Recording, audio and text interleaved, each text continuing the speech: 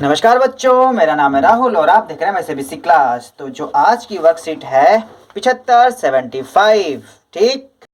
और तारीख कितनी अच्छी है, 21 1 21 21 ठीक है। तो मुझे लगा कि अब डेट शीट कह रहा हूँ, वर्कशीट नहीं आएगी, लेकिन अब आनी शुरू हो गई है। देखिए कब तक आती है। जो आज का विषय है आपका सामाजिक विज्ञान भूगोल, वर्कशीट 75। इससे पहले हम वर्कशीट 74 भी कर चुके हैं। ये भी पुनरावृत्ति है, ये भी पुनरावृत्ति के अंदर आ रही है। ये भी था भारत का भौतिक स्वरूप और ये भी है भारत का भौतिक स्वरूप। चलिए इसमें कितने प्रश्न है देखते हैं। 1 2 3 4 5 6, ठीक है। 6 के अंदर कुछ, 6 के अंदर भी है थोड़े थोड़े, और फिर 7 8 9 10 प्रश्न है। तो चलिए इसे करना हम शुरू करते हैं। तो सबसे पहला है आपका, दो नदियों के बीच का भाग कहलाता है दोआब, दून, द्रोणी या महाखंड। तो इसका आंसर होता है दोआब। इसका आंसर मिल जाएगा आपको, मैंने यहाँ पे भी लिख दिया वर्कशीट में अलग से, Doab. Support material page number 49 अगर आप खोजेंगे तब भी आपको ये चीज़ें देखने के लिए मिल जाएगी। मैं आपको दिखाई देता हूँ फिर भी, ठीक है। तो आप अपनी भी सपोर्ट मटेरियल उठा के देख सकते हैं, ठीक है। पेज नंबर 49 पे ये है आपका, ये यहाँ पे ये रहा। दोआब क्या है? दो नदियों के बीच की भूमि, ठीक है। दो पर्वतों के बीच बहने वाली नदी, उपरोक्त में से दोनों, इसमें से कोई नहीं। तो इसका आंसर पहला ही हो जाएगा, ठीक है। तो इसका भी आंसर क ही है, दोआब कहते हैं। तो अलग अलग प्रकार से क्वेश्चन आ सकते हैं, प्रश्न आ सकते हैं, इस चीज को समझिएगा, ठीक है। अगला है आपका, विश्व का सबसे बड़ा आवासीय नदी द्वीप कहाँ पे स्थित है? तो ब्रह्मपुत्र पर। कहाँ पे? ब्रह्मपुत्र नदी में स्थित है। और लिखना कैसे है थोड़ा सा ये भी देखिए कि विश्व का सबसे बड़ा आवासीय, उसका नाम क्या है? उसका नाम है माजुली, ठीक है। ये भारत में ही है जो ब्रह्मपुत्र नदी पर स्थित है। तो आप इस प्रकार से लिखें, दोनों आपको याद हो जाएगा, ठीक है। अगर पूछ ले तो अगर नदी नदी लिखना तो ब्रह्मपुत्र नदी आप लिख सकते हैं। प्रश्न नंबर 3, सतलुज तथा काली नदियों के बीच स्थित हिमालय का भाग कुमाऊं हिमालय के नाम से जाना जाता है। तो ये है सही। इसका आंसर क्या हो जाएगा? सही, ठीक है। तो तीसरे का आंसर आपका क्या है? सही। चलिए तो चौथे पे आते हैं। चौथा आंसर है आपका, गोवा के दक्षिण में स्थित तटीय पश्चिमी तटीय पट्ट कोरामंडल, कन्नड़, कोंकण, उत्तरी सरकार, ठीक है। तो इसका आंसर हो जाएगा आपका कोंकण। और मैंने यहाँ पे लिखा है वर्कशीट 50, तो आप वर्कशीट 50 भी खोल के देख सकते हैं। यहाँ पे कोंकण पहले टिक कर देता हूँ मैं, वर्कशीट आपको 50 खोल के दिखाता हूँ एक बार में, ठीक है। ये सब चीज़ आप पहले भी कर चुके हैं।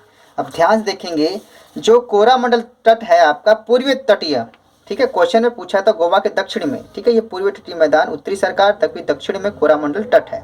अब यहाँ पे देखेंगे पश्चिमी तटीय पश्चिमी घाट का अरब सागर में स्थित है संकरा है। इसके 3 भाग है, कोंकण, मुंबई तथा गोवा, मध्य भाग कन्नड़ और दक्षिण भाग मालाबार तट है। तो ठीक है, इसका आंसर कोंकण बिल्कुल सही। आपके वर्कशीट में है, वर्कशीट 50 में ही है इसका आंसर, तो कोंकण इसका सही है। प्रश्न नंबर 5, प्रश्न नंबर 5 पे आते हैं। डैश झील भारत के खारे पानी का सबसे बड़ा झील है। तो इसका भी आंसर आपका इसी वाले मिल जाता अगर हम थोड़ा सा और आगे पढ़ते, ठीक है। तो कोरामंडल तट है, उड़ीसा में महानदी डेल्टा के दक्षिण में चिल्का झील है, ठीक है। सॉरी ये चिल्का झील जो कि भारत के खारे पानी की सबसे बड़ी झील होती है, ठीक है। तो यहाँ पे क्या आएगा? चिल्का,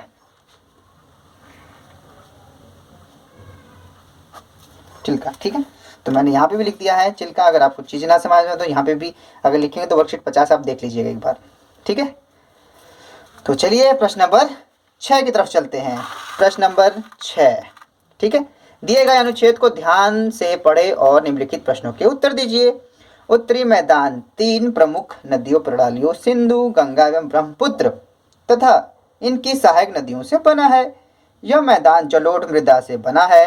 लाखों वर्षों में हिमालय के गिरिपाद में स्थित बहुत बड़े बेसिन द्रोणी में जलोढ़ का निक्षेप हुआ, जिससे इस उपजाऊ मैदान का निर्माण हुआ है। इसका विस्तार 7 लाख वर्ग किलोमीटर के क्षेत्र में है।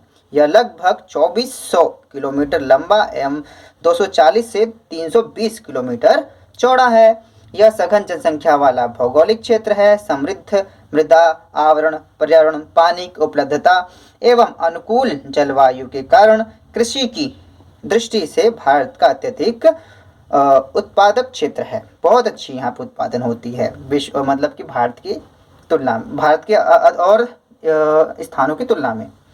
उत्तरी पर्वतों से आने वाली नदियां निक्षेपण कार्य में लगी हैं। नदी के निचले भागों में ढाल कम होने के कारण नदी की गति कम हो जाती है, जिसके परिणाम स्वरूप नदीय द्वीपों का निर्माण होता है। ये नदियां अपने निचले भाग में गाद एकत्र हो जाने के कारण बहुत सारी धाराओं में बढ़ जाती हैं। इन धाराओं की वितरिकाएं कहा जाता है, वितरिकाएं कहा जाता है। तो इसका कुछ प्रश्न उत्तर है इस वाले में, ठीक है। तो यहाँ पे 1 2 3 4। तो पहला है उत्तरी मैदान की 3 प्रमुख नदी प्रणाली के नाम बताएं। तो यहाँ पे इनको साफ साफ दे दिया गया है, ठीक है, यही आपको लिख देना है, ठीक है। तो यहाँ पे है सिंधु, गंगा और ब्रह्मपुत्र, ठीक। अब आते हैं प्रश्न नंबर इसके दूसरे पर। उत्तरी मैदान का निर्माण मुख्यतः किस प्रकार की मृदा से हुआ है? मृदा, अब देखो यहाँ पे हमने पढ़ा था ना, तो जलोढ़ मृदा से, ठीक है, जलोढ़ मृदा यहाँ लिखा गया है। तो इसका आंसर लिखेंगे उत्तरी मैदान जलोढ़ मृदा से बना है। बस एक एक लाइन के आंसर हैं आपके। नेक्स्ट आते हैं आपका नदी द्वीपों का निर्माण क्यों होता है? ठीक है, ये द्वीपी निचले भाग में एकाध एकत्र करती हैं और ये रहा द्वीपों का निर्माण होता है। क्यों होता है? तो नदी की धीमी गति के कारण, ठीक है। तो यहाँ लिख देंगे नदी के निचले भागों में ढाल कम होने के कारण नदी की गति कम होने के यही कारण है, ठीक है, के कारण यहाँ पे आपका बनता है क्या? नदीय द्वीप। तो प्रश्न नंबर 4, उत्तरी मैदान कृषि की दृष्टि से अत्यधिक उत्पादक क्षेत्र क्यों है? ठीक है, तो फोर्थ यहाँ पे लिखेंगे। फोर्थ का आंसर इस प्रकार से आपका समृद्ध मृदा, पर्याप्त पानी की उपलब्धता एवं अनुकूल जलवायु के कारण, ठीक है। मैं इसे आगे और लिखने जा रहा था, लेकिन आपको अगर लगता और बड़ा लिखना है तो और बड़ा यहीं से लिख सकते हैं। मैंने इसी में से ये सारे आंसर लिखे हैं, ठीक है। प्रश्न नंबर 7 की तरफ चलते हैं, ये जल्दी से खत्म होने वाले हैं, ठीक है। प्रश्न नंबर 7, दून से आप क्या समझते हैं? दून से आप क्या समझते हैं? प्रश्न नंबर 7, ठीक है। तो हिमालय और शिवालिक पर्वत श्रृंखला के बीच लंबी घाटियों को दून कहा जाता है। कुछ प्रसिद्ध दून देहरादून, कोटलिक दून एवं पाटली दून, ठीक है। इस प्रकार से आप लिख सकते हैं। ये आपके एनसीईआरटी के पेज नंबर 11 पर है, पहले से ही है, जिसके पास बुक है वो देख सकता है, ठीक। चलिए, तो प्रश्न नंबर हम 8 की तरफ चलते हैं। खादर और बांगर में कोई 3 अंतर बताएं। ये आपके पेपर में भी आ चुका है कई बार, इसे बच्चों अच्छे से एक बार पढ़ लेना और याद भी कर लेना। तो प्रश्न नंबर 8 का उत्तर इस प्रकार से है, ठीक है। खादर नवीनतम और बाढ़ मैदान का युवा संग्रहण खादर कहलाता है। लगभग हर वर्ष इसकी मिट्टी बदलती रहती है, अतः यह उपजाऊ और प्रचुर पैदावार के लिए उपयुक्त होता है। अगर बांगर की बात करें, बांगर एक सीमेंट भी आता है ना, वही तो नहीं है। ये पुरानी जलोढ़ मिट्टी वाले भूभाग हैं। इस प्रकार की जलोढ़ के लगातार एकत्रित होने पर छज्जे जैसी संरचना बन जाती है, जो बाढ़ प्रभावी मैदान के स्तर जितनी ऊपर उठ जाती है। तो अगर इसको और आपको अगर बड़ा आंसर चाहिए तो आप कमेंट करके बता सकते हैं, सर इसका और बड़ा चाहिए तो मैं और बड़ा बता दूंगा, और टेलीग्राम पे इसका आंसर मैं और बड़े करके लिख दूंगा, ठीक है। तो प्रश्न नंबर 8 यहाँ पे समाप्त हो जाता है। प्रश्न नंबर 9 की तरफ बढ़ते हैं। प्रश्न नंबर 9 में पूछ रहा है प्रादीपीय पठार की प्रमुख विशेषताएं बताइए।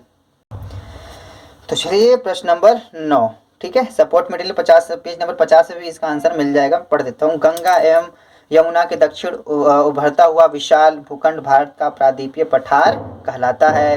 पॉइंट नंबर 2, जिसका आकार मोटे तौर पर त्रिभुजाकार है। पॉइंट नंबर 3, इसका आधार गंगा की घाटी है तथा शीर्ष सुदूर दक्षिण कन्याकुमारी में स्थित है। पॉइंट नंबर 4, दक्कन का पठार एक लावा पठार का उदाहरण है। ये कुछ इसके एग्जाम्पल हैं, ठीक है। अगर आपको और बड़ा लिखना है तो सपोर्ट मटेरियल के पेज नंबर 50 पर देख सकते हैं। तो पेज नंबर 50 पे आपको ले जाता हूँ। अगर आपको और बड़ा करके लिखना है कि आपको लगता है इससे बात नहीं बन पाएगी, तो ये देखेंगे, तो ये रहा आपका, ठीक है। तो ये प्रायद्वीपीय पठार की विशेषताओं का वर्णन कीजिए, ये रहा प्रश्न नंबर 10, ठीक है।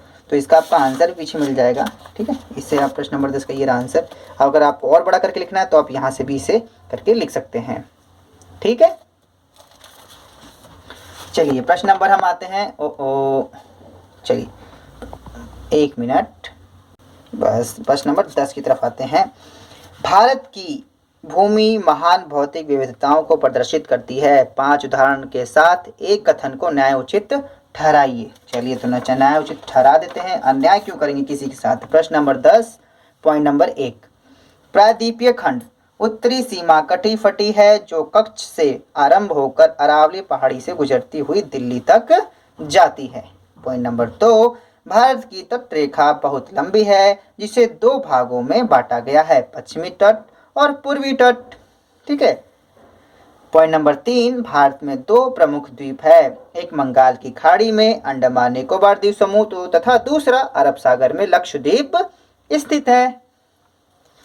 पॉइंट नंबर 4, दार्जिलिंग और सिक्किम हिमालय। ठीक है, दार्जिलिंग और सिक्किम हिमालय में तेज बहाव वाली तिस्ता नदी बहती है और यहाँ कंचनजंगा जैसी ऊंची चोटियां पाई जाती हैं। पॉइंट नंबर 5, भारतीय मरुस्थल की नदियां अल्पकालीन होती हैं, कुछ नदियां तो थोड़ी दूरी तक तय करने के बाद ही मरुस्थल में लुप्त हो जाती हैं। तो यहाँ पे आपका प्रश्न 10 भी समाप्त हो जाता है। उम्मीद है ये वर्कशीट करने में आपको काफ़ी अच्छा होगा। स्कूल भी हो सकता है कि 9th वालों के भी खुलने वाले होंगे। अभी तक कोई ऑफिशियल नोटिफिकेशन नहीं आई है। 10th और 12th को बुलाया जा रहा है। उम्मीद है आपको भी जल्दी स्कूल में बुलाया जाएगा। वैसे बेसिक क्लास की इस वीडियो को देखने के लिए धन्यवाद। जय हिंद, जय भारत।